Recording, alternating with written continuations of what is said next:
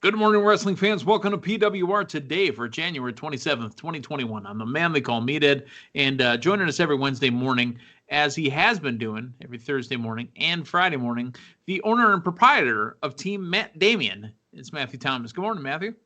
Well, thank you for that wonderful introduction, and thank you for acknowledging the general management activity that I do with my PWR fantasy draft team. Yeah, and you no longer operate a fantasy giraffe. You actually have a PWR fantasy draft team. Yes, I donated my fantasy giraffe to a local zoo. You do still have that Harley Quinn, though, right? Oh, yeah, she hasn't gone anywhere. She's still in shape?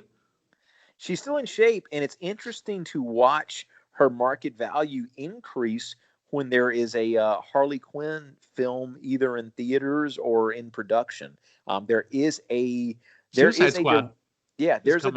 There's a direct tie-in to when Harley Quinn is in the public sphere, and the value of my 5'11" latex mutual fund, as I call her.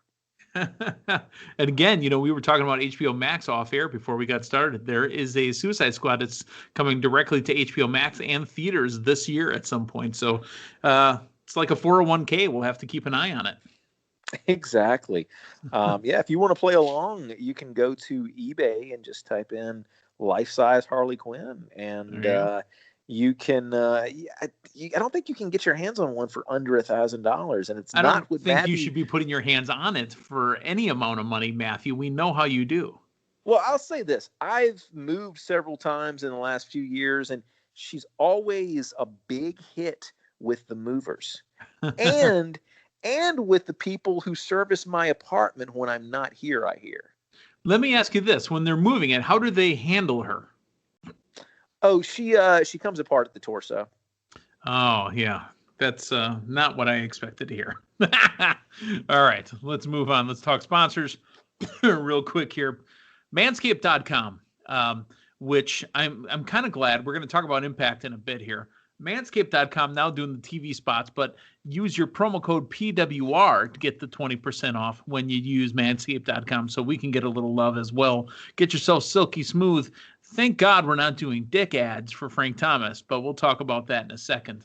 PWR. You're pretty close, though. Yeah, PWR gets you to free shipping and the 20% off. Plus, our friends over at collarandelbowbrand.com. PWR 360 will get you 10% off. Plus, you can get some of the latest and greatest. Once you're silky smooth, you don't have any body hair left because you got yourself scaped. And this, we say Manscaped, Matthew. Valentine's Day is coming up. You can give it to your significant other, which could be a male or female, even if it's female. Just because it says Manscaped doesn't mean you can't scape yourself. Take it from a pizza slice down to a breadstick. Do what you got to do at manscaped.com. And again, collarandelbowbrand.com. PWR 360 saves you 10%. Let us talk about the Superstar Spectacle that happened yesterday morning. Even though it was based in the Thunderdome, it was a strictly TV India presentation. Matthew, did you get to see it? I did, and I really think they missed an opportunity here to bring in an eyeglass sponsor. If it's Superstar Spectacle, why don't you have Lens Crafters or Pearl Visions or something? Spectacle. They're saying Spectacle and everything. Come on. Think creatively. Get yourself a nice eyeglass sponsor, which, by the way, I've had the same pair of eyeglasses since 2003. Now, my vision has changed pretty significantly. It's gotten much worse over the years, but I wear contact lenses primarily, and I've just kept my same pair of eyeglasses with my old subscription for 2003. I get very nostalgic when I do put them on because it helps me remember what my vision was like in 2003. So what you're saying is if you see Matthew Thomas walking around with Harley Quinn underneath his arm and his glasses are on, look out. He has no idea where the hell he is. Yeah, and that's the thing, too. If my contacts fail me and I've got to rely just on those things, I'm shit out of luck. Let's talk about the matches that happened at the Superstar Spectacle. First off, Finn Balor on Team Matt Damien with a win against Guru Raj. We also had Rey Mysterio, Ricochet, Giant Zanjeer, and Dilsher Shanky defeat the team of Dolph Ziggler, King Corbin, Cesaro, and Shinsuke Nakamura in an 8-man tag match. AJ Styles defeats Jeet Rama. The New Day and the Street Profits introduced the spinning canvas. We also had a nice match between Charlotte Flair and Serena Sandhu versus defeating Bayley, Natalya, and then finally the main event, Drew McIntyre and this Sheer, which is Rinku and Sarah. I always got this one wrong. Sarah Rav defeating Jinder Mahal and the Bollywood Boys in a 6-man tag match. Good to see Jinder Mahal back looking good. Yeah, he looked really, really solid. So that was, really what I was going into looking forward to was the return of Jinder. And the modern day Maharaja. He did not disappoint. And let me ask you this. Did you feel a little WrestleMania 3 vibes going on because of the sunlight we had coming through the dome there? Yeah, I did feel a little WrestleMania 3 there. That's kind of because remember WrestleMania 3 was at the Pontiac Silverdome. And this was the first, to my knowledge, the first event they have done in the Thunderdome during daylight hours. So you had a little bit of that natural sunlight. And a lot of times it's hard to tell they're in the stadium versus Amway. But with, the sunlight there, you were able to get a little bit more perspective of, what size of a place they're in, because it's really hard to tell with the screens and everything there. And I want to get your opinion. We saw yesterday rather, probably more frequent use of those 8K cameras.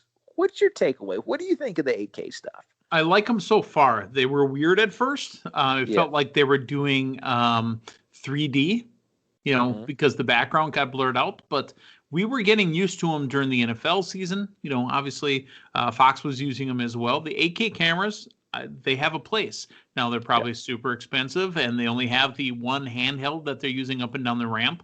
But I'd love to see the entire show with that. Yeah, I mean, maybe it's because they're pretty much just on the entrance now. I feel like it's almost a video game effect. Yeah, looks good, though. I actually enjoy them. All right, Superstar Spectacle. Those are PWR Fantasy Draft qualifying points. So we will get those totals up to you and probably have them out to you tomorrow morning. Let's now move on to Impact Wrestling. And we kind of alluded to it before, but for the love of all that's holy, every commercial break on Impact was Frank Thomas and the issues with his dick. Yes, it was. We even have a Frank Thomas's dick cartoon now, which is something that I didn't know I needed, but apparently I did. If you're not getting the point across, no pun intended, in real life action, let's put Frank Thomas in his penis in cartoon form. And it wasn't the Danish one either, with the guy with the superpowers that comes out of his. You know what I'm talking about, right? I don't know that I do. Have you not read that? Go check CNN. There was a big story on a Danish cartoon with a man with a very large penis that uses it as a superhero. Yes, that's correct. I do remember. It's one of those things that I was peripherally, whatever that word I'm trying to say. It sounds like, it starts with a P. It's kind of in the corner of your eye. Yeah, aware of. And, but I never really I can't say that I clicked the link or explored it much further to see what the details about this Danish cartoon was. But yeah, I know what you speak of now. Let's speak more of Impact. Again, AEW talents Matt Hardy and Private Party, the number one contenders to the Impact Tag Team Championships, showed up. And, we've got a little side news here. A friend of the program, Matthew, have you seen this news pop up? She has been a friend of our program since way back in the Blizzard Brawl 1 days. I remember that Frank Cosentino interviewed her for Blizzard Brawl 1. She's returning to Impact Wrestling. Do you know who I'm talking about? The one and the only ODB is who you're talking about. Bam! Your thoughts on ODB coming back to Impact Wrestling? Oh, fantastic. I'm really looking forward to my new, reemerging into Impact, and is something that they have done. TNA has done so well. I mean, the Knockouts division is one of the staples of that company, and I think that there is a significant need for people returning to the product to have some familiar faces there, and I think this makes a ton of sense. I think I saw something about Velvet Sky showing up again on an Impact Plus edition as well, talking a Knockouts Roundtable. Did you see that? No, I did not, but good for them.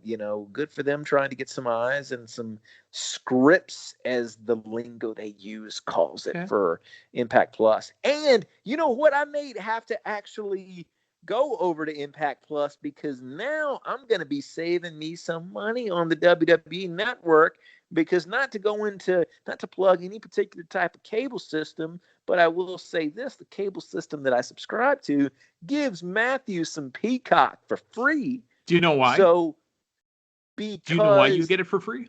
they're all one and the same, coming out the Comcast big owns pot. NBC. Yep. Which means Matthew has between $4.99 and $9.99 a month to spend. Does he give Impact some loving? You know what I'm really loving on Access is my DVR. I've set it up to record 15 minutes before the show, and I usually get the TNA highlights. Like last night, I saw, what did I see? It was the main event. It was Samoa Joe versus Sting, with Kevin Nash hitting Joe in the back with a baseball bat. Yeah. When you really in TNA/Impact, it's interesting because, it's almost 2 decades old now. Yeah. But you forget 2001. They started summer of 01. You're not consistently, beat over the head with the history and everything. Might have been 02. Yeah, and I forget a lot of the stuff that's happened. Yeah. And so it's really, and you forget a lot of the people that were in the company. And including Claire Lynch. Yeah, including Claire Lynch. And oh my goodness. What an angle that was, huh? Dixie and AJ and Claire Lynch, and yikes.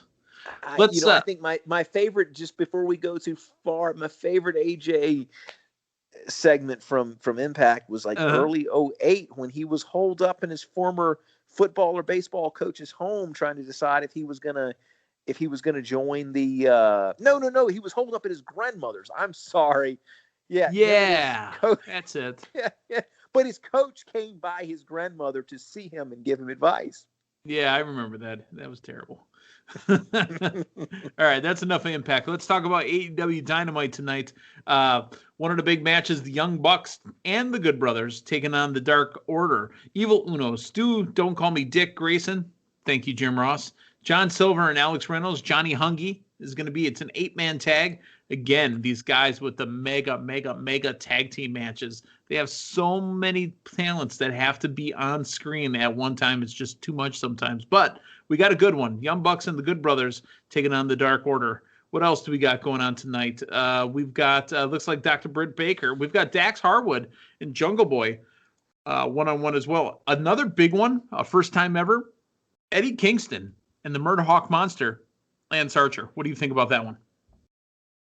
We're seeing Lance Archer seemingly in a bit of a babyface role here. So it's going to be interesting to see what happens to that babyface character of Archer. I mean, he's being presented in a different light now. I look forward to seeing what direction they go there. And there's interest in that first tag you mentioned, in the fact that Dark Order, it seems kind to of be face right now. Yeah, it seems to be especially in this matchup, and it makes you wonder, are they going to get in trouble? Is Paige going to have to come to somebody's rescue? You have that dynamic with Paige and his former relationship with the Elite and Dark Order. I thought he was going to say yes. Yeah, is he going to factor into this somehow? Hangman Adam Page has got a match against a gentleman by the name of Ryan Nemeth. If that last name seems familiar to you, he is the brother of Dolph Ziggler, making his AEW Dynamite debut. Hangman Adam Page will take on the Hollywood hunk Ryan Nemeth for the first time on Impact Wrestling, Dynamite with AEW. Your thoughts on Zig's brother? I'm looking forward to watching him. I did not know until this match was announced that Ziggler had a brother. I completely missed that. And I'm curious to see what he's got, and if the announced team can say Dolph Ziggler. Yeah, or shy away, or if they just present him as this up-and-coming talent, or if I'm going into it expecting some reference to be made. I don't know that they can avoid that temptation. So it'll be interesting to see if there's any acknowledgement there. But I'm looking forward to seeing what the guys got. Hey, the Inner Circle's Chris Jericho and MJF are going to take on the Varsity Blondes. Yeah, I think we're going to see MJF and Chris Jericho work their ranks up the AEW Tag Team division, and I think this is step one. Shaq responds to Cody. What do you think's happening there? They're going some direction with it. I mean, at this juncture, it just comes down to, are you going to have a Shaq in-ring appearance, or is there going to be some proxy that Shaq puts up? You know, I mean, I think you're probably going to see, I don't think you can talk it up this much if you didn't plan on Shaq actually getting in the ring himself. Is it going to do what they think it's going to do? That's the big question. That's the huge question. Yeah. And is there interest in the wrestling fan, and is there interest in the general public? You know, I mean, I think there's really interest in wrestling being shown during NBA basketball. That's the interest. There you go. Because they're going to talk to Shaq. Shaq's going to say, I was wrestling. And during a commercial break or a halftime, Ernie Johnson's going to say, I heard you were wrestling, and they're going to show the match. Would you have more interest in Shaq wrestling or a cross promotion where Cody plays in the NBA? I'd want to see Cody play in the NBA. That would be funnier. 100%. Beach Break is going to be happening. We told you on this very program, we thought they were going to make their way down to Miami for a little bit. This is happening at Daly's Place in Jacksonville. Kenny Omega and the Good Brothers in a 6-man tag against Jon Moxley, Pac, and Rey Fenix is one of the main events announced for Wednesday, February 3rd. So 2 weeks from today. Excuse me, not 2 weeks from today. Next week, Wednesday. So there is a 6-man tag, and they're going to do Beach Break, and I think it's going to be one of those 2-week gimmicks, but big 6-man tag. What do you think about Omega and the Good Brothers taking on the team of Moxley, Pac, and Rey Fenix? There's some cross-promotion interest there. I would much rather some type of cross-promotional singles match be built up, just because I feel like there's so much tag team wrestling going on in AEW right now that the last thing we need to do is build to another multi-man tag match. And that's what we're doing. We're building more multi-man tag matches.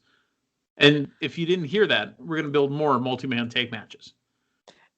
I feel like it's almost like come WrestleMania time, you're trying to get everybody on the card to make sure everybody gets a WrestleMania That's payday. What the Andre the Giant Memorial Battle Royal was for, to get everybody a WrestleMania payday. And I feel like it's strange because I feel like we're getting that to a certain extent each week on Impact, although it's Dynamite. the same. Yeah, on Dynamite. That's right. It's the same, outside of some new arrivals like Ziggler's brother. It's more or less the same cast of characters. Let's talk about NXT before we get out of here. Balor and O'Reilly set aside their differences to face Lorcan and Burch, the tag team champions down in NXT. How long is this going to go on? Do you think that Balor and O'Reilly continued to be a team? Do you think that Balor is part of Undisputed Era for a couple minutes? Or is this a one-off? I think it probably needs to be a one-off. And it needs to be a one-off, but that's not the question. Not that it's their company, but there's such a saturation of tag team wrestling on Wednesday nights anyway. I think you've got to read into that a little bit and offer something different. There is, isn't there? I mean, there's been talk that AEW has a 6-man tag team championship belt created to have these 6-man tags because, Matthew, you've been the one kind of beating the drum on this. How many people in AEW don't belong to some sort of faction or family? As of right now, Adam Page. Well, and Nemeth. But then again, he might join somebody tonight. He might. He's gonna join some shit tomorrow night or tonight. He's gonna join the Gun Club. Yeah, that's right. We're not wrong, folks. I mean, I want you to pay attention to this. We're calling it right now. There's no exaggeration. I think it was last week, and I did the math. And the only people, no, maybe it was the week before because Adam Page was still kind of in limbo. But the only people that did not belong to a faction were the talent from NWA. Yeah, and they're the NWA talent, so that's a faction in itself. Wow. Well, hey, that has been a crisp and clean 20 minutes, Matthew Thomas. What do you think? That's what we're known for. I mean, maybe that's what the Wednesday shows are called now, is crisp and clean with Matthew and Meathead. Or the Outcast version, so fresh and so clean, clean, so crisp and so clean, clean. That's another possibility. There you go. For Matthew Thomas, I'm the man they call Meathead. Hey, thanks for stopping by. So long, everyone.